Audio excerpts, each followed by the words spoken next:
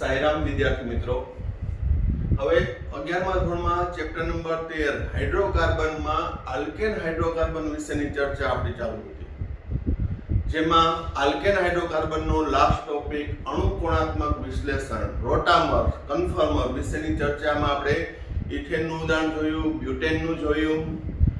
હવે next ethane 1,2-diol, ethylene glycol.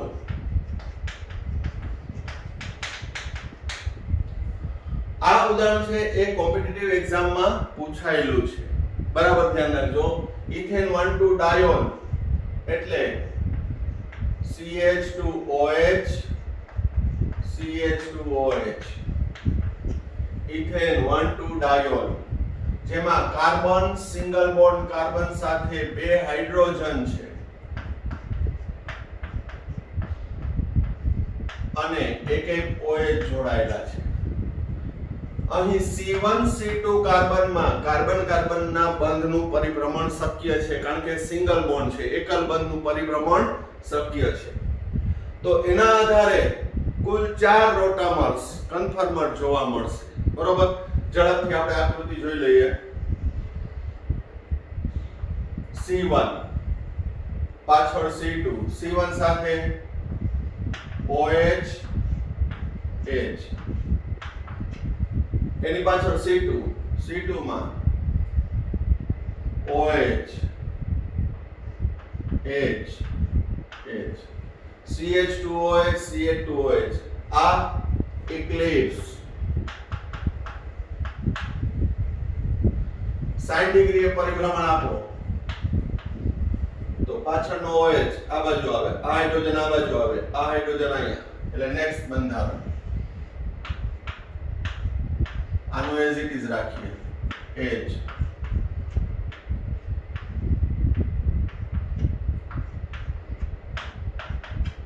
આ બંધારણને કીધું વિષમતલીય છે, એટલે સ્ક્યુ અથવા ગોચ.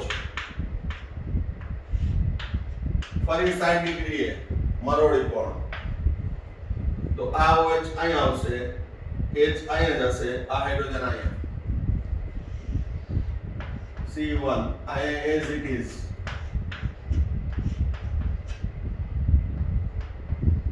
H ની પાછળ OH, અહીંયા H, અહીંયા H.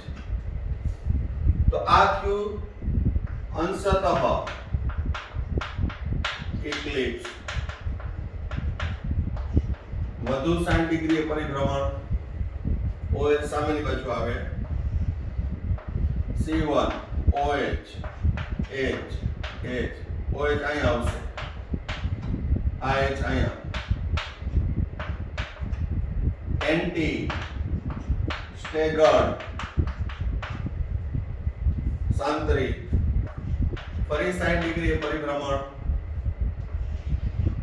C1 OH H, આ OH 60 ડિગ્રી એટલે H ની પાછળ આવશે, OH અહીંયા H, અહીંયા H, OH ની પાછળ H, OH ની પાછળ H, એટલે અંશતઃ ઇક્લિપ્સ,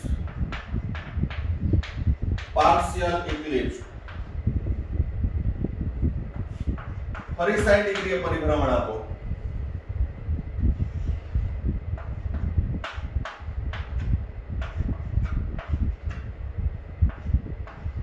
OH H, આ OH અહીંયા આવશે, H અહીંયા આવશે, આ H અહીંયા, ફરી પાછું 60 ડિગ્રીએ પરિભ્રમણ આપો એટલે OH આની પાછળ આવી. તો ટૂંકમાં કહીએ તો આ છે સ્ક્યુ, ગોચ, વિષમતલીય. તો જેમ બ્યુટેનમાં C2 C3 બંધનું પરિભ્રમણના આધારે કુલ 6 પરિભ્રમણ શક્ય હતા, પણ એમાંથી કન્ફર્મર કેટલા મળતા હતા, તો કે ઇક્લિપ્સ,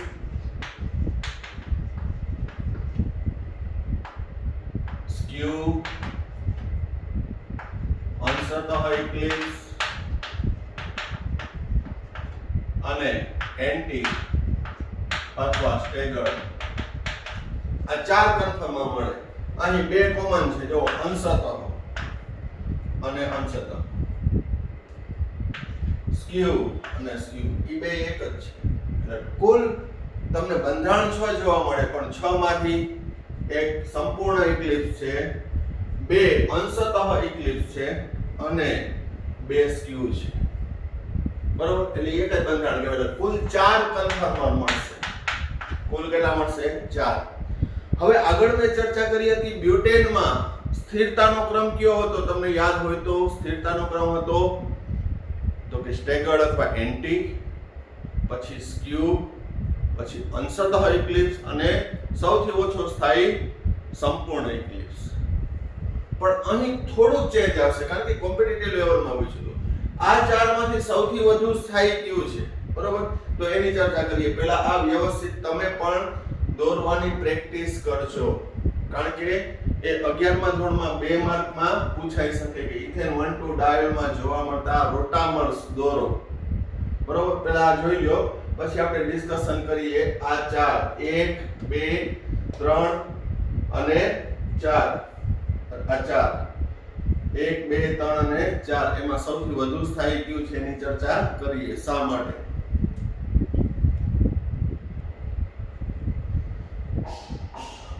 હવે ઇથેન 1,2 ડાયોલ ના આપણે 4 કન્ફર્મર સ્ક્યુ, એન્ટી અથવા સ્ટેગર્ડ, અંશતઃ ઇક્લિપ્સ અને સંપૂર્ણ ઇક્લિપ્સ. તો આ 4 માં સૌથી વધુ સ્થાયી કયું? તો બ્યુટેનમાં ફરી એકવાર કહું છું, બ્યુટેનની અંદર સ્થિરતાનો ક્રમ કીધો હોય તો એન્ટી, પછી સ્ક્યુ, પછી અંશતઃ ઇક્લિપ્સ અને સંપૂર્ણ ઇક્લિપ્સ. જ્યારે અહીં શું થશે? ઇથેન 1,2 ડાયોલમાં શું થશે? તો બરાબર ધ્યાન રાખજો. સ્ક્યુની સ્થિરતા સૌથી વધુ, સ્ક્યુ કન્ફર્મરની, એ પછી એન્ટીની, પછી એનાથી ઓછી અંશતઃ અને સૌથી ઓછી. તો આમાં આવું કેમ? બાકી તો આપણે સમજાણું કે એન્ટી હોય, પરસ્પર વિરુદ્ધ હોય, એકબીજાથી દૂર હોય, પરિણામે અપાકર્ષણ ઓછું હશે, એટલે કે પારસ્પરિક આંતરક્રિયાથી ઉદ્ભવતી ઊર્જા ઓછી હશે, એટલે સ્થિર. પણ અહીં સ્ક્યુ તો નજીક છે, પણ અહીં બરાબર ધ્યાન રાખજો, એક જ અગત્યનો પોઈન્ટ. આ હાઇડ્રોજન ઓક્સિજન સાથે હાઇડ્રોજન બંધ ધરાવે છે, પરિણામે એ વિશિષ્ટ રીતે સ્થાયી છે ડ્યુ ટુ હાઇડ્રોજન બોન્ડ. તેના કારણે હાઇડ્રોજન બંધને કારણે છે એ સ્ક્યુ કન્ફર્મર, ઇથેન 1,2 ડાયોલનું સ્ક્યુ કન્ફર્મર છે એ વધુ સ્થાયી છે. તો અહીં સ્થિરતાનો ક્રમ સ્ક્યુ ગોચ ગ્રેટર ધેન એન્ટી કે સ્ટેગર્ડ ગ્રેટર ધેન અંશતઃ ઇક્લિપ્સ સંપૂર્ણ ઇક્લિપ્સ. બરોબર? તો આ કોમ્પિટિટિવ એક્ઝામમાં MCQ માં પૂછાણો હતો. બ્યુટેન નું પૂછે તો સૌથી વધુ સ્થાયી સ્ટેગર્ડ થશે ઇથેન 1,2 ડાયોલમાં સ્ક્યુ અથવા ગોચ અથવા વિષમતલ્ય, કારણ કે હાઇડ્રોજન બંધ રચાય છે. તો કોઈને એવો પ્રશ્ન થાય કે આ તો આગળ પાછળ છે, તો અહીં આગળ પાછળ છે તો OH એમાં ઓક્સિજન વચ્ચેનું અપાકર્ષણ સૌથી વધુ હશે. જ્યારે એ વિષમતલમાં આવે ત્યારે અહીં હાઇડ્રોજન બંધ રચાય છે, અહીં હાઇડ્રોજન બંધ રચાતો નથી. એનું ખાસ નોંધ લેજો. કારણ શું? તો કે અહીંયા OH એની પાછળ OH આવે, એટલે અહીં ઓક્સિજન વચ્ચે અથવા ઓક્સિજન અને હાઇડ્રોજન બંધ બનાવવા માટે સક્ષમ નથી, એની ભૂમિતિ સક્ષમ નથી. પરિણામે અહીંયા શું થશે? હાઇડ્રોજન બંધ રચાતો નથી, પણ અપાકર્ષણ થશે, એટલે સૌથી ઓછો સ્થાયી. અસ્થિરતાનો ક્રમ, ઊર્જાનો ક્રમ કહું તો એનાથી વિરુદ્ધ, કારણ કે જેમ ઊર્જા ઓછી તેમ સ્થિરતા વધુ. તો આ ખાસ નોંધ તરીકે રાખજો, કારણ કે કોમ્પિટિટિવ એક્ઝામમાં તો હજી ઘણું બધું આવશે. સ્ટીરિયો કેમિસ્ટ્રી, આખું અવકાશ રસાયણ વિન્યાસની અંદર ઘણા બધા ફેરફારો આવી શકે છે, પણ આ પ્રાથમિક લેવલે છે કે એકદમ સરળ પૂછ્યું હોય તો એમાં આ પૂછી શકે. બાકી એમાં ઘણું બધું આવશે. આપણે જ્યારે પ્રકાશ ક્રિયાશીલ સમઘટકો ભણશું ત્યારે પણ આવા બંધારણ સૂત્ર ક્યાંક ઉપયોગી થશે. તો તો કાયમી યાદ રહે એ રીતે કરવાનું છે.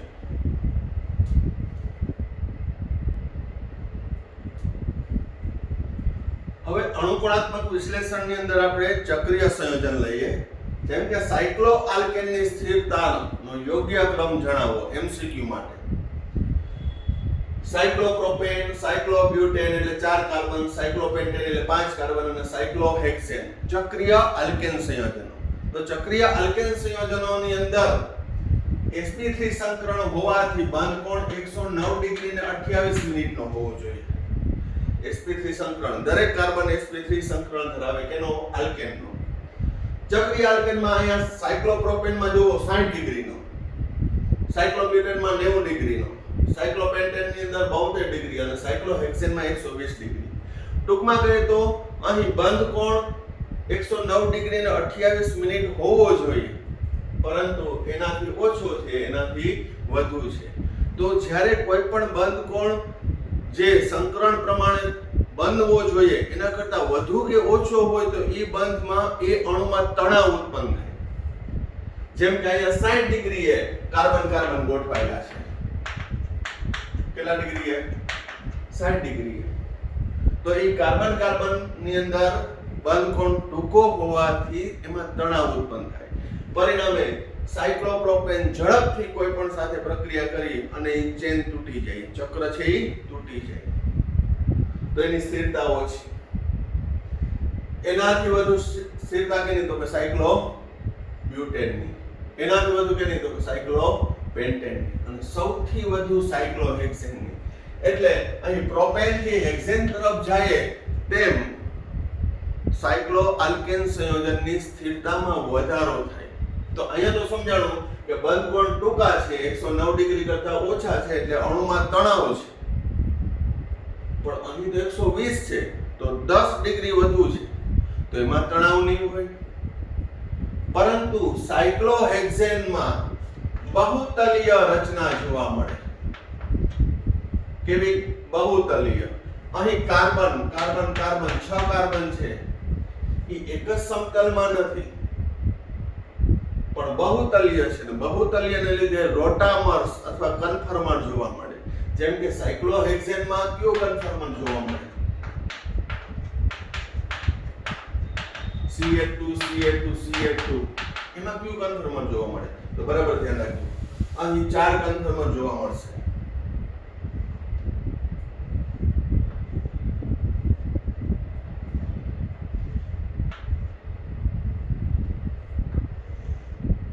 કાર્બન કાર્બન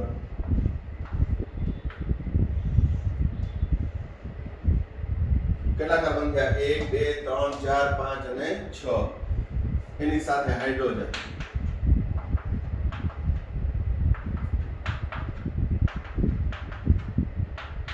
આ બહુતલીય રચનાને લીધે સાયક્લોહેક્સેન વધુ સ્થાયી છે. આ કન્ફર્મર છે એને કહેવામાં આવે છે ચેર કન્ફર્મર. સાયક્લોહેક્સેનનું ચેર કન્ફર્મર સૌથી વધુ સ્થાયી. બરોબર. ત્યારબાદ હવે હું આ રીતે બધાની દઉં, આ રીતે કાર્બન કાર્બન દર્શાવીશ નહીં, પણ કુલ 6 કાર્બન 1 2 3 4 5 અને 6 છે ચક્રીય. પણ ષટકોણીયને બદલે છે એ કેવું સ્વરૂપ જોવા મળશે? તો કે ચેર કન્ફર્મર છે, સૌથી વધુ સ્થાયી છે. આમાં તણાવ સૌથી ઓછો. ત્યાં એનાથી ઓછું સ્થાયી કયું? તો કે twist કન્ફર્મર, twist bond.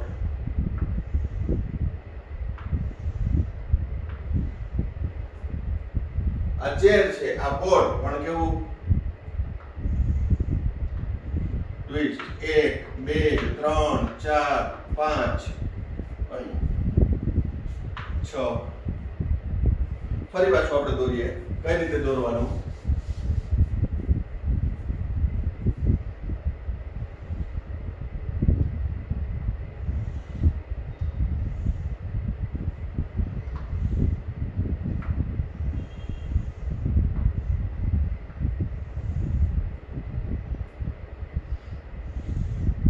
1 2 3 4 5 6 twist boat કન્ફર્મર ઈ ચેર કન્ફર્મર કરતા ઓછું થાય એટલે આ પહેલું સ્વરૂપ સાયક્લોહેક્સેન નું, આ બીજું સ્વરૂપ, ત્રીજું સ્વરૂપ.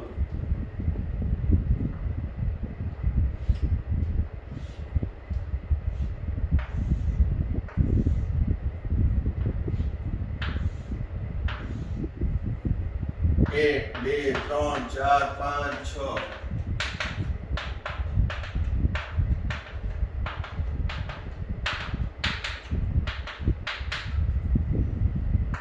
આ બોટ કન્ફર્મર, બોટ જેવો આકાર, અને એનાથી ઓછું હાફ બોટ.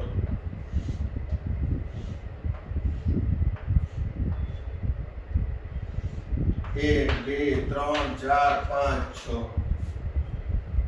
છ કાર્બનની બહુતલીય રચનાને લીધે સાયક્લોહેક્સેન વધુ સ્થાયી છે. એમાં કુલ 4 કન્ફર્મર જોવા મળે. ચેર ફોર્મ, ચેર, પછી ટ્વિસ્ટ બોટ, બોટ ફોર્મ અને હાફ બોટ. હાફ બોટ કે હાફ ચેર ગમે એ કહી શકો. બોટ જેવું આ બોટ જેવું, વહાણ જેવું. તો આ 4 બહુતલીય રચનાને લીધે છે એ સાયક્લોહેક્સેન વધુ સ્થાયી છે. પણ એમાં સૌથી વધુ સ્થાયી ચેર કન્ફર્મર, કારણ કે એમાં તણાવ સૌથી ઓછું, બરોબર, હાફમાં સૌથી વધુ.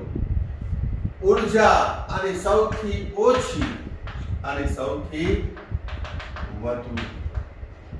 ઊર્જા વધુ, સ્થિરતા ઓછી, બરોબર. તો અહીં અણુકોણાત્મક વિશ્લેષણ કન્ફર્મર રોટામરની પ્રાથમિક માહિતી પૂરી થઈ. આપણી ટેક્સ્ટ બુકમાં એક જ એક્ઝામ્પલ ઇથેનનું આપ્યું હતું.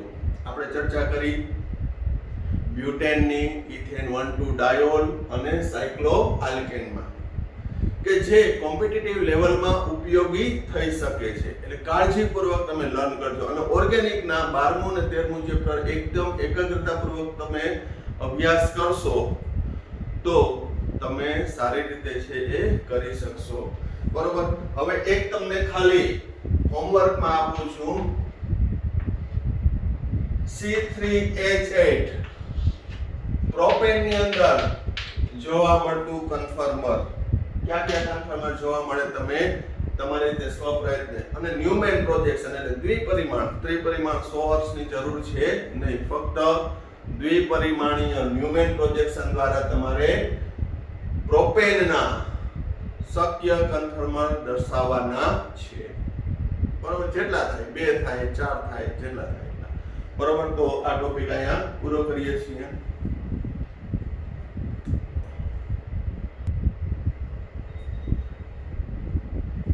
નેક્સ્ટ ક્વેશ્ચન, આલ્કેન સંયોજનો. આલ્કેન હાઇડ્રોકાર્બન આપણે પૂરું કર્યું. આલ્કેનની અંદર આલ્કેનની બનાવટ, એના રાસાયણિક ગુણધર્મો, પછી એની અંદર અણુકોણાત્મક વિશ્લેષણ જોવા મળે, એ વિશિષ્ટ ગુણધર્મોનો અભ્યાસ કર્યો. ત્યારબાદ આલ્કેન હાઇડ્રોકાર્બન છે એ સંપૂર્ણ માહિતી પૂરી થઈ. હવે આપણે હાઇડ્રોકાર્બનમાં આલ્કીન હાઇડ્રોકાર્બન વિશેનો અભ્યાસ કરશું. આલ્કીન હાઇડ્રોકાર્બનમાં હું આગળનું જે બંધારણીય સમઘટકતા, નામકરણ, IUPAC નામકરણ વગેરેની ચર્ચા 12મા ચેપ્ટરમાં સારી રીતે કરી નાખી છે. એટલે એ તમારે હવે સેલ્ફ સ્ટડી કરવાનું છે, રિવિઝન જ છે. તો એ આપણે સમય બગાડતા નથી, પણ તમારે ફરી પાછું 13મા ચેપ્ટરમાં ઈ પોઈન્ટ આલ્કીનના બંધારણ સૂત્ર, નામકરણ, IUPAC નામકરણ આવે છે એ વ્યવસ્થિત કરી લેજો ખાસ. ત્યારબાદ આલ્કેન સંયોજનની અંદર જોવા મળતી ભૌમિતિક સમઘટકતા. મેં તમને કીધું કે બંધારણીય સમઘટકતાનો અભ્યાસ આપણે 12મા ચેપ્ટરમાં કર્યો. 13મા ચેપ્ટરમાં આપણે વિન્યાસ સમઘટકતા, સ્ટીરિયોકેમિસ્ટ્રીમાં અભ્યાસ કર્યો અણુકોણાત્મક. કે તમે જુઓ ઇથેન હોય, બ્યુટેન હોય તો એના સ્ટેગર્ડ ને ઇક્લિપ્સ ને કન્ફર્મર મળતા હતા, રોટામર મળતા હતા, ખૂણા બંધ ખૂણે પરિભ્રમણ કરી. એટલે પણ એ એક જ અણુમાં હતો, એક જ અણુમાં NTU હોય અને ઇક્લિપ્સ હોય. એટલે એક જ અણુમાં હોવાથી એને અલગ કરી શકાતા નથી. પણ આ બહુરૂપો એક જ અણુમાં જોવા મળે એટલે એને સરૂપીય સમઘટકો પણ કીધા હતા. એ વિન્યાસ સમઘટકતાનો પ્રકાર હતો. હવે વિન્યાસ સમઘટકતાનો બીજો પ્રકાર ભૌમિતિક સમઘટકતા અને ત્રીજો પ્રકાર આવશે પ્રકાશીય સમઘટકતા. પણ એ 12મા ધોરણમાં આવશે. 11મા ધોરણમાં ભૌમિતિક સમઘટકતા આવશે અને આ પણ ફંડામેન્ટલી ખૂબ જ ઉપયોગી છે. બરોબર? તો આલ્કીન સંયોજનમાં ભૌમિતિક સમઘટકતા જોવા મળે છે. બરોબર? તો એમાં પહેલું ભૌમિતિક સમઘટકતા એટલે શું? તો કે જે સંયોજનના અણુસૂત્ર બંધારણ સૂત્ર સમાન હોય. અણુસૂત્ર અને બંધારણ સૂત્ર કેવા હોય? સમાન હોય. પરંતુ પરમાણુ કે પરમાણુ સમૂહની અવકાશીય ગોઠવણી જુદી જુદી હોય. ઉપરાંત તેમાં C ડબલ બોન્ડ C અણુ રચના સમતલીય હોય. કાર્બન ડબલ બોન્ડ કાર્બન આવેલા હોય અને અણુ પરમાણુ કે સમૂહની અવકાશીય ગોઠવણી જુદી જુદી હોય. તો વ્યાખ્યા શું? ભૌમિતિક સમઘટકો એટલે તો કે જે આલ્કીન સંયોજનમાં અણુસૂત્ર બંધારણીય સૂત્ર સમાન પરંતુ તેમાં રહેલા પરમાણુ કે પરમાણુ સમૂહની અવકાશીય ગોઠવણી જુદી જુદી હોય. આ ઉપરાંત તેમાં કાર્બન ડબલ બોન્ડ કાર્બન અણુ રચના સમતલીય હોય. તો આ પ્રકારના સમઘટકોને કહેવામાં આવે છે ભૌમિતિક સમઘટકો. અને આ પ્રકારની ઉદ્ભવતી ઘટનાને ભૌમિતિક સમઘટકતા કહે છે. જીઓમેટ્રિકલ આઇસોમેરિઝમ. તો જીઓમેટ્રિકલ આઇસોમેરિઝમના પ્રકાર બે છે, સિસ અને ટ્રાન્સ. સિસ એટલે કે સમાન, ટ્રાન્સ એટલે કે વિરુદ્ધ. તો શું સમાન અને શું વિરુદ્ધ છે? બરાબર ધ્યાન રાખજો. C ડબલ બોન્ડ C સાથે જોડાયેલ સમાન સમૂહ એક જ દિશામાં હોય તો એને સિસ સમઘટક કહેશું. ટ્રાન્સ એટલે C ડબલ બોન્ડ C સાથે જોડાયેલા, અહીંયા શબ્દ વાપરું છું, બે સમાન સમૂહ વિરુદ્ધ દિશામાં હોય તો એને ટ્રાન્સ કહેવાય. તો સિસ અને ટ્રાન્સમાં C ડબલ બોન્ડ C સાથે જોડાયેલા બે સમાન સમૂહ એક જ દિશામાં તો સિસ, વિરુદ્ધ દિશામાં તો ટ્રાન્સ. હવે અહીં વ્યાપક ઉદાહરણ જોઈએ. પહેલા દાખલા તરીકે C double bond C XY અહીં C ડબલ બોન્ડ C સાથે X અને Y સમૂહ જોડાયેલો છે, X અને Y. તો એની ગોઠવણી શું થશે? તો C ડબલ બોન્ડ C રચના છે ને એ સમતલીય હોય. sp2 સંકરણ હોવાથી કોણીય બંધ રચાશે.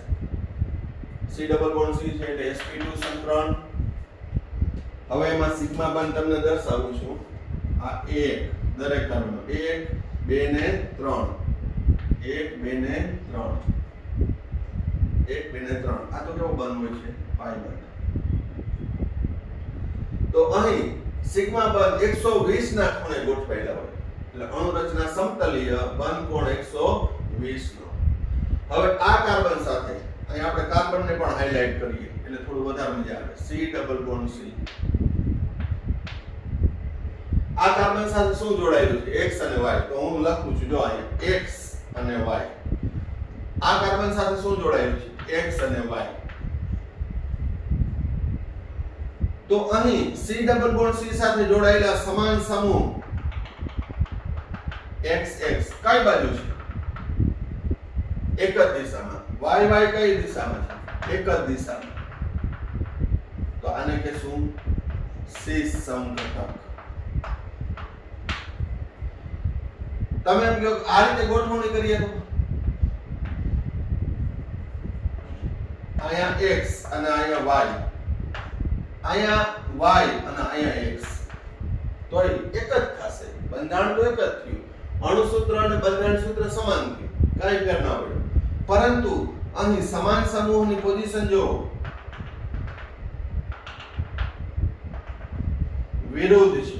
આ એક જ દિશામાં, આ વિરુદ્ધ દિશામાં છે, વિકર્ણીય છે. તો આને કહેશું ટ્રાન્સ. આ સમઘટકને શું કહેશું? ટ્રાન્સ સમઘટક.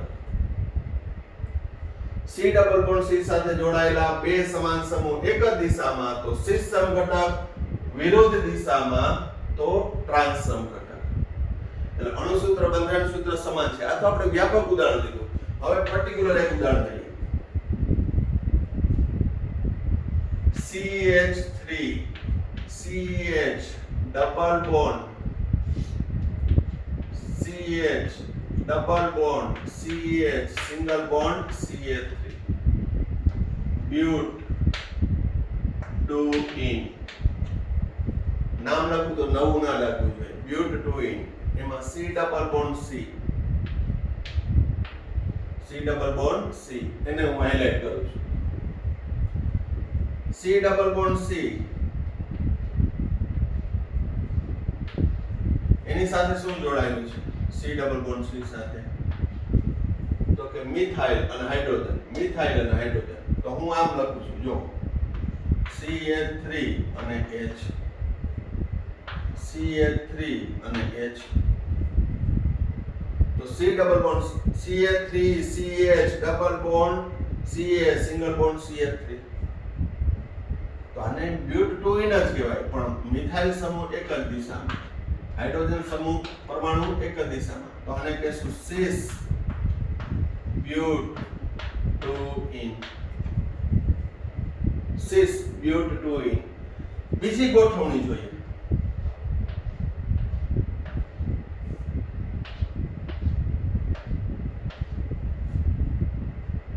અહીંયા મેં CH3 રાખ્યું, અહીંયા H, પણ અહીંયા H અને અહીંયા CH3. તો અહીં શું થયું? CH3 CH double bond CH single bond CH3 બ્યુટ 2 in જ થયું. ભાઈ પોઝિશન જોવો, સમાન સમૂહ વિરુદ્ધ છે અને વિકર્ણીય સંબંધ પણ કહેવાય. તો આને કહેશું ટ્રાન્સ વિરુદ્ધ બ્યુટ 2 ઇન. અણુસૂત્ર બંધારણ સૂત્ર સમાન છે. બે બંધારણને મેં બ્યુટ 2 ઇન જ કીધું. આમાં નામ નથી બદલ્યું. જો બંધારણીય સમઘટકતામાં તમે જોજો, હમણાં રિવિઝન કર્યું હશે એટલે ખ્યાલ હશે કે પ્રોપેન 1 ઓલ, પ્રોપેન 2 ઓલ, તો કે સ્થાન સમઘટકો છે. અણુસૂત્ર સમાન પણ બંધારણ બદલાઈ ગયું, ક્રિયાશીલ સમૂહના સ્થાન બદલાઈ ગયા. અહીં બંધારણ એક જ છે. આનું નામ એ બ્યુટ 2 ઇન, આનું નામ એ બ્યુટ 2 ઇન, પરંતુ આ છે એ સમાન દિશામાં છે. તો સીસ, આ કેવું છે? ટ્રાન્સ. તો આ બંનેમાં ડિફરન્સ શું? તો આ જે ભૌમિતિક સમઘટકોમાં ડિફરન્સ શું છે? તો કે અહીં સીસ સમઘટકની ચુંબકીય ચાર્જ માત્રાનું મૂલ્ય 0.33 dB છે, એટલે કે ધ્રુવીય છે, અને એનું બોઇલિંગ પોઈન્ટ એટલે કે ઉત્કલન બિંદુ 277 કેલ્વિન છે. જ્યારે અહીંયા દ્વિધ્રુવો પરસ્પર વિરુદ્ધ છે, ટ્રાન્સમાં પરિણામી ચાર્જ માત્રા શૂન્ય થશે. પરિણામી ચાર્જ માત્રા શૂન્ય થશે અને એનું બોઇલિંગ પોઈન્ટ ઉત્કલન બિંદુ 274 કેલ્વિન છે. તો બ્યુટ 2 ઇન ના બે ભૌમિતિક સમઘટકો શક્ય છે, સીસ અને ટ્રાન્સ. બંનેના ભૌતિક ગુણધર્મો જુદા જુદા, જેમ કે આ ધ્રુવીય છે, આ અધ્રુવીય, કારણ કે દ્વિધ્રુવો પરસ્પર વિરુદ્ધ છે. દ્વિધ્રુવો પરસ્પર વિરુદ્ધ છે એટલે પરિણામી ચાર્જ માત્રા શૂન્ય થશે.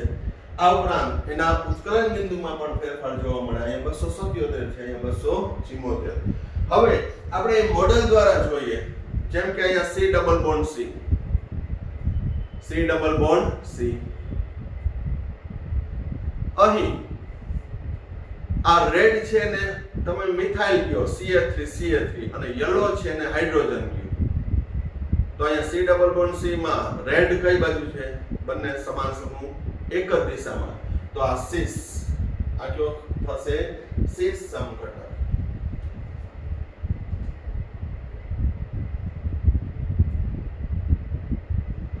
બરોબર. હવે જો અને ડબલ બોન્ડ, આ એક ગુણધર્મ યાદ રાખજો. ડબલ બોન્ડ હોવાથી આને હું ફેરવી નહીં શકું. પરિભ્રમણ પ્રતિબંધિત છે. આલ્કેનમાં C સિંગલ બોન્ડ C હતું તો આમ ચકેડા ફેરવતો હતો, 60 આમ ફેરવતો હતો. જ્યારે અહીં શું થશે? તો કે ભૌમિતિક સમઘટકોમાં ડબલ બોન્ડનું પરિભ્રમણ પ્રતિબંધિત છે, ફરી શકતું નથી. બહુ ફેરવવા જાવ તૂટી જશે. તો આ સીસ માંથી ટ્રાન્સ કરવું હોય તો શું કરવું પડે? તો મારે બંધનું ખંડન કરવું પડે. જો અહીંયા જોડાવાનું, અહીંયા જોડાવાનું. આ કાર્બન સાથે રેડ અને યલો બોલ હતો, અહીંયા કાર્બન સાથે રેડ અને યલો બોલ છે, પણ અહીંયા પોઝિશન જોવો, યલો વિરુદ્ધ, રેડ એટલે કે મિથાઇલ વિરુદ્ધ. છે એક જ બંધારણ કયું? બ્યુટ ટુ ઇન. બરાબર. જે તે વસ્તુ હું કહું ખાલી એમને આપણે પ્રશ્ન પૂરો કરી નાખીએ, નોટમાંથી લખી નાખી નહીં. એ તમારા માઇન્ડમાં કેટલો ઉતરો છે, કેટલો ગ્રાસ્પિંગ થયો છે, કયા લેવલથી ગ્રાસ્પિંગ થયો એનું એનાલિસિસ કરજો, તો ભૂલ ક્યારેય નહીં પડે. કે જે તે આ પ્રશ્ન છે એની ડેપ્થ તમારા માઇન્ડમાં કેટલી ક્લિયર થઈ છે, that is main important point. અને એ રીતે વર્ક કરશો તો તમને લોંગ ટર્મ યાદ રહેશે આ વસ્તુ. બરોબર. આ વ્યાપક છે. હજી આપણે એક્ઝામ્પલ લઈએ છીએ, બરોબર. પણ અહીં સમાન સમૂહ પછી એની મર્યાદા આવશે. તો તમારે સી ડબલ બોન્ડ સી સાથે જોડાયેલા બે સમાન સમૂહ એક જ દિશામાં, સીસ વિરુદ્ધ દિશામાં, તો ટ્રાન્સ. બરોબર. ફરી એકવાર જોવું તો જોઈ લેજો. આ ડબલ બોન્ડ સાથે જોડાયેલા વિરુદ્ધ છે તો ટ્રાન્સ.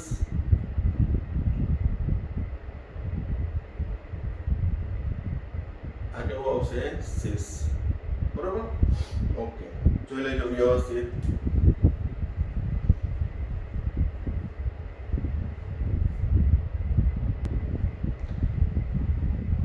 હવે ભૌમિતિક સમઘટકતામાં બીજું ઉદાહરણ લઈએ આપણે. 1,2-ડાયક્લોરોઇથીન. 1,2-ડાયક્લોરોઇથીન. 1,2-ડાયક્લોરોઇથીન. હવે એમાં સી ડબલ બોન્ડ સી સાથે hydrogen chlorine, hydrogen chlorine, C double bond C સાથે હાઇડ્રોજન ક્લોરીન, આ રીતે સમતલીય રચનામાં ગોઠવાયેલા હોય 120 ના ખૂણે. પછી હાઇડ્રોજન હાઇડ્રોજન સમાન દિશામાં, ક્લોરીન ક્લોરીન સમાન દિશામાં, એટલે સીસ. અહીં ક્લોરીન ક્લોરીન વિરુદ્ધ, હાઇડ્રોજન હાઇડ્રોજન વિરુદ્ધ, તો આને શું કહેશું? ટ્રાન્સ. બંનેને નામ શું? સીસ 1,2-ડાયક્લોરોઇથીન, ટ્રાન્સ 1,2-ડાયક્લોરોઇથીન. અણુસૂત્ર સમાન, બંધારણીય સૂત્ર સમાન. બંધારણીય સૂત્ર સમાન હોય એટલે બેના નામ એટલે સમાન થાય. અને બંધારણ બદલાતું નથી, ફક્ત અવકાશીય ગોઠવણી. અહીંયા એક જ દિશામાં છે, અહીંયા વિરુદ્ધ દિશામાં છે. તો આના અવકાશીય સમઘટકો છે, એ ભૌમિતિક સમઘટકો. ક્યાં? સીસ અને ટ્રાન્સ. હવે જોજો, અહીં ધારો કે 1 બ્રોમો 2 ક્લોરો ઇથીન છે. 1 બ્રોમો 2 ક્લોરો ઇથીન. તો એમાં જો સી ડબલ બોન્ડ સી સાથે હાઇડ્રોજન બ્રોમિન, હાઇડ્રોજન બ્રોમિન. અહીં બે સમાન પરમાણુ છે સી ડબલ બોન્ડ સી સાથે જોડે, જ્યારે બે વિરુદ્ધ છે. ભલે એક જ સમૂહના છે બ્રોમિન અને ક્લોરીન, પણ સમાન નથી, બે બ્રોમિન નથી, પણ છતાંય આમાંય ભૌમિતિક સમઘટકતા જોવા મળે. હાઇડ્રોજન સમાન સમૂહ કઈ દિશામાં છે? તો એને કહેશું સીસ. હાઇડ્રોજન કઈ દિશામાં છે? વિરુદ્ધ, એને કહેશું ટ્રાન્સ. હજી એક એક્ઝામ્પલ લઈ લઈએ. સી ડબલ બોન્ડ સી, અહીં મિથાઇલ, મિથાઇલ. અહીં ધારો કે OH લખવું, અહીંયા H લખવું, તો મિથાઇલ મિથાઇલ કઈ દિશામાં છે? તો આ સીસ સમઘટક થશે. સી ડબલ બોન્ડ સી, અહીંયા CH3 લખવું, અહીંયા OH, અહીંયા H અને અહીંયા CH3. તો સમાન સમૂહ કઈ દિશામાં? વિરુદ્ધ, તો આને ટ્રાન્સ કહેશું.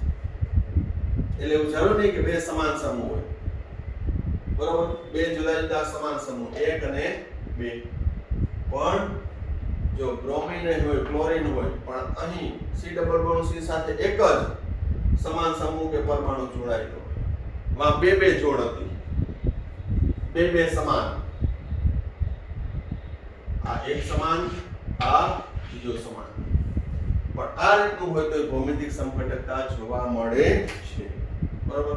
તો વ્યવસ્થિત આ ઉદાહરણ જોઈ લેજો. હજી આપણે ત્રીજો પ્રકાર જોઈએ છીએ.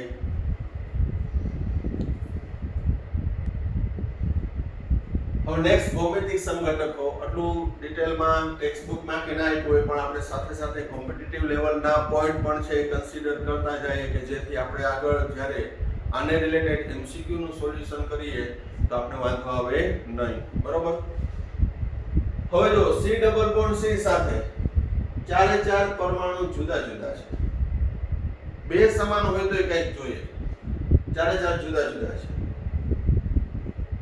તો એમાં ભૌમિતિક સમઘટકતા શું જોવા મળશે કે નહીં મળે? તો કે ના, ભૌમિતિક સમઘટકતા જોવા મળશે. ચારે ચાર સમૂહ કે પરમાણુ જુદા જુદા હોય તો એ ભૌમિતિક સમઘટકતા જોવા મળે, પણ કેવી જોવા મળે અને કઈ મળશે? બરાબર ધ્યાન રાખજો. તો અહીં C ડબલ બોન્ડ C માં પહેલા કાર્બન અને બીજા કાર્બન, પહેલા કાર્બન સાથે જોડાયેલા સમૂહ કે પરમાણુ જુઓ, ફ્લોરિન અને ક્લોરિન. તો બરોબર નિયમ યાદ રાખજો. ઈ બંનેના પરમાણુ ક્રમાંક જેના પરમાણુ ક્રમાંક વધુ તેને 1 નંબર આપવાનો. ફ્લોરિન માં પરમાણુ ક્રમાંક કેનો વધુ? ફ્લોરિન નો, તો એનો 1 નંબર. તો આનો કેટલો આવશે? 2 નંબર.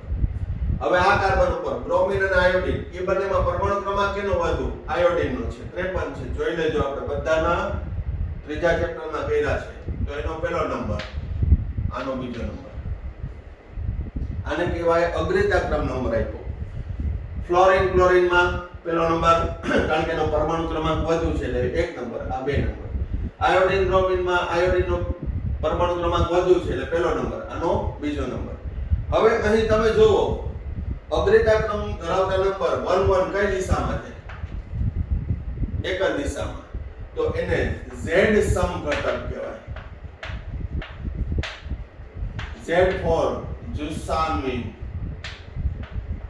અથવા જુસ્સામીન, સમાન, એક દિશામાં. અહીં જો ક્લોરીન નો પહેલો, આનો બીજો, આયોડિન નો પહેલો, અહીંયા બીજો. તો પ્રથમ અગ્રતા ક્રમ વાળા કેવા છે? વિરુદ્ધ છે. તો એન્ટિજન એટલે ઈ સમઘટક કહેવાય. તો ભૌમિતિક સમઘટકનો પ્રકારમાં સિસ અને ટ્રાન્સ ઉપરાંત ચારે ચાર જુદા હોય તો Z સમઘટક અને ઈ સમઘટક કહે છે. Z એટલે જુસ્સામીન, એક જ દિશામાં, સમ દિશામાં. એન્ટિજન એટલે વિરુદ્ધ દિશામાં. એન્ટી, વિરુદ્ધ દિશામાં. એ મુજબ આમાં જોઈએ, આ કાર્બન સાથે કોણ જોડાયેલું? ક્લોરીન અને હાઇડ્રોજન. આનો પરમાણુ ક્રમાંક વધુ તો 1 નંબર અને 2 નંબર આપો. મિથાઇલ ઇથાઇલ માં કાર્બન જોડાયેલો છે તો કાર્બનનો 6, આનોય 6, એનો પરમાણુ ક્રમાંક 6 છે. તો આ બંનેમાં કોણ? મિથાઇલ ઇથાઇલમાં. તો અહીંયા કેટલા? એના પછીનું જોવો, કાર્બન છે, અહીંયા કાંઈ છે નહીં. પરમાણુ ક્રમાંક આનો 6, આનો 6, તો બે સમાન થયું. બેને એક નંબર આપો તો કે નહીં, આ મિથાઇલ છે, આ ઇથાઇલ છે, તો આનો પહેલો નંબર આપો, આનો બીજો નંબર. તો પહેલો વિરુદ્ધ, બીજો વિરુદ્ધ હોય તો ઈ સમઘટક થશે. અહીંયાનો પહેલો નંબર, આનો બીજો નંબર, એક જ દિશામાં આપવાનો. અહીંયા આનો પહેલો, આનો બીજો. ફરી એકવાર કહું, અહીંયા ઇથાઇલ છે, તેમાં 2 કાર્બન છે, અહીંયા 1 કાર્બન છે. નહીતર તો શું કીધું હતું? પરમાણુ ક્રમાંક જેનો વધુ, તો અહીંયા તો કાર્બન છે, તો એનો પરમાણુ ક્રમાંક 6 છે. તો એના પછીનું જોવો, અહીંયા કાર્બન છે, અહીંયા હાઇડ્રોજન છે. તો આનો પરમાણુ ક્રમાંક 6 એટલે આ વધી જશે. એટલે એનો પહેલો, આનો બીજો. પહેલો એક જ દિશામાં, બીજો એક જ દિશામાં. તો આને કહેશું Z સમઘટક. એને શું કહેશું? Z સમઘટક. હજી એક ઉદાહરણ લઈ લઈએ.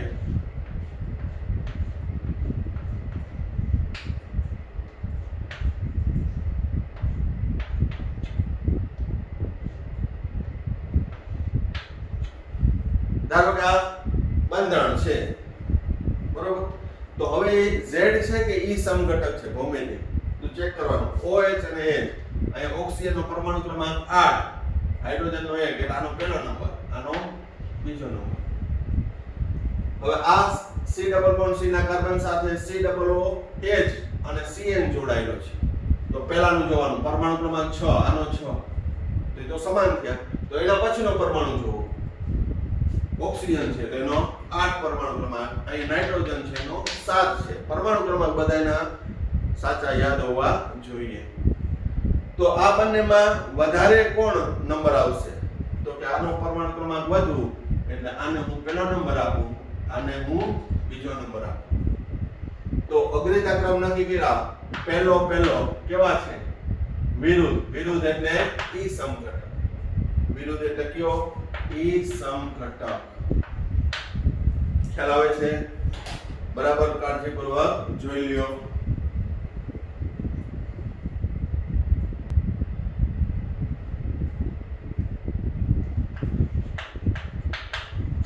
ભૌમિતિક સમઘટકોની મર્યાદા. ભૌમિતિક સમઘટકતા છે વ્યવસ્થિત લર્ન કરી લેજો. હવે એની મર્યાદા C ડબલ બોન્ડ C હોવાથી પરિભ્રમણ છે બંધનું પરિભ્રમણ પ્રતિબંધિત. મેં તમને હમણાં સમજાવ્યું કે અહીં મારે સીસ માંથી ટ્રાન્સમાં રૂપાંતર કરવું હોય તો આમ હું કોણાવર્તન કરી શકું નહીં. અણુકોણાત્મકમાં એવું થતું હતું, પણ અહીં ડબલ બોન્ડ હોવાથી બંધ પ્રતિબંધિત. C ડબલ બોન્ડ ના બંધના ખંડન વગર ભૌમિતિક સમઘટકો ઉદ્ભવે નહીં. બંધ તોડવા પડે. સીસ માંથી ટ્રાન્સમાં રૂપાંતર કરવા માટે બંધ તોડવા પડે. સીસ હતું એમાંથી ટ્રાન્સ. ત્યારબાદ એકબીજાના પ્રતિબિંબ નથી. ફરી એકવાર જોઈ લેજો. હવે હું આ રીતે ડ્રો કરીશ. Cl એક જ દિશામાં, હાઇડ્રોજન. તો આને કહેશું સીસ. એનો સમઘટક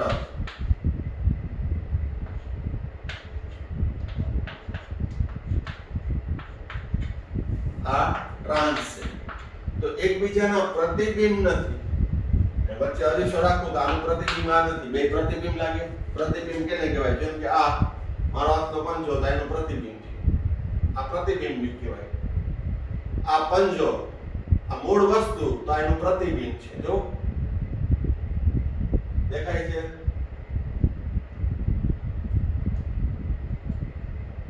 આ મૂળ વસ્તુ તો એનું પ્રતિબિંબ કહેવાય. એમ આ એકબીજાના પ્રતિબિંબ નથી. તમને એમ થાય ના તો પ્રતિબિંબ છે Cl. અહીંયા Cl ની જગ્યાએ અહીંયા H છે. એટલે સીસ અને ટ્રાન્સ સમઘટકો એકબીજાના પ્રતિબિંબ નથી. આ યાદ રાખજો, આગળ કામ આવશે. કારણ કે નેક્સ્ટ સમઘટક જે છે પ્રકાશ સમઘટકતા ઈ પ્રતિબિંબ છે. બરોબર? એટલે ત્યારે તફાવતમાં કામ આવશે. C ડબલ બોન્ડ C એટલે ભૌમિતિક સમઘટકો પ્રતિબિંબ હોતા નથી. જોઈ લો, પ્રતિબિંબ નથી. બરોબર? પ્રતિબિંબ કેને કહેવાય ખાલી એ પણ તમને સમજાઈ દો. તો આને હું ટ્રાન્સ નાખો અને શું કહું? સીસ. આ પ્રતિબિંબ છે તો આ સીસ. સીસ નું પ્રતિબિંબ સીસ થશે, ટ્રાન્સ નું પ્રતિબિંબ ટ્રાન્સ થશે. પણ સીસ અને ટ્રાન્સ એકબીજાના પ્રતિબિંબ નથી. આ સીસ તો આ ટ્રાન્સ એકબીજાના પ્રતિબિંબ નથી. બરોબર? ત્યારબાદ C ડબલ બોન્ડ C ના એક જ કાર્બન ઉપર બે સમાન સમૂહ હોય તો ભૌમિતિક સમઘટકતા ઉદ્ભવે નહીં. જોજો, C ડબલ બોન્ડ C સાથે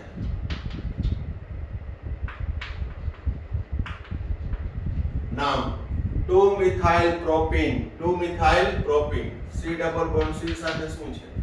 C ડબલ બોન્ડ C સાથે હાઇડ્રોજન અહીંયા મિથાઇલ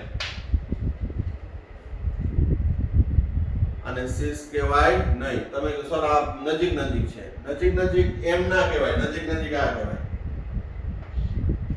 જુદા C ડબલ બોન્ડ C ના જુદા ઉપર સમાન સમૂહ ગોઠવાયેલા હોય તો સીસ ઉદ્ભવે.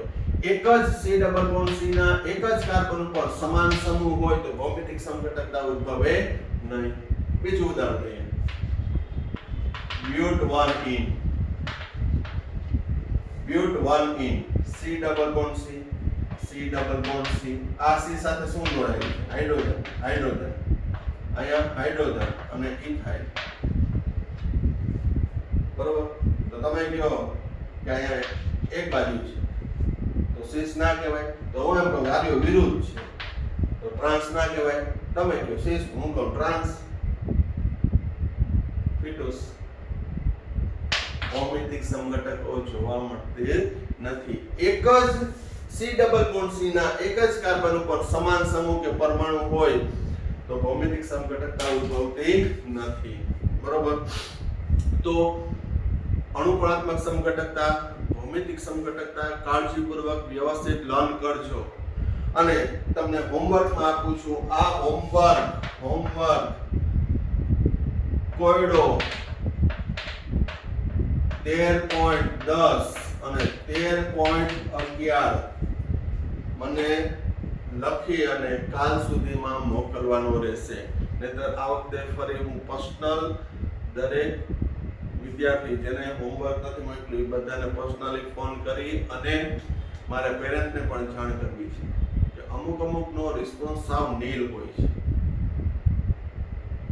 અને એ રિસ્પોન્સ ઓછો હોય તો જેથી અમને પણ એવું થાય કે આ ક્યારેક મહેનત કેના માટેની છે, અમારા માટેની છે કે તમારા માટેની, એવું થાય.